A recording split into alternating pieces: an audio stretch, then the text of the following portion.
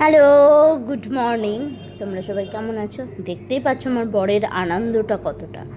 হঠাৎই প্ল্যান হলো মামাবাড়ি যাব। মামাবাড়ি তো যাওয়া, কিন্তু বাইকে যেহেতু যেতে পারবে তার জন্যই এত আনন্দ। তো চলো যাওয়া যাক। হঠাৎ বলতে আমার দিদা চারধাম যাত্রা করে এসছে, তো যাওয়ার কথা ছিল না, কিন্তু ভাবলাম যাই, একটু দেখা করে আসি দিদার সাথে। তো বললো বাইকে ছাড়া আমি যাব না, আমার বরের কথা। তো অগত্যা আমার অনেকটা ভয়, অনেকটা সাহস, সব কিছু নিয়ে আমি প্রথমবার এত দূর বাইকে করে যাচ্ছি। অ্যাকচুয়ালি বাইকে আমি ঘুমিয়ে পড়ি, তো ওই জন্য আমাকে নিয়ে কোথাও যেতে পারে না। তো যাই হোক, চলো দেখতে থাকো।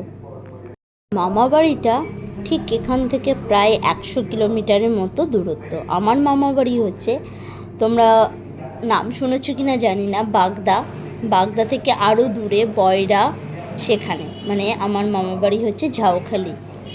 তো সেখানে বেশ বনগাঁ আমরা পার করেই যাব। তো এখানে আমরা প্রায় বনগাঁর রাস্তাতে ঢুকেও গেছি।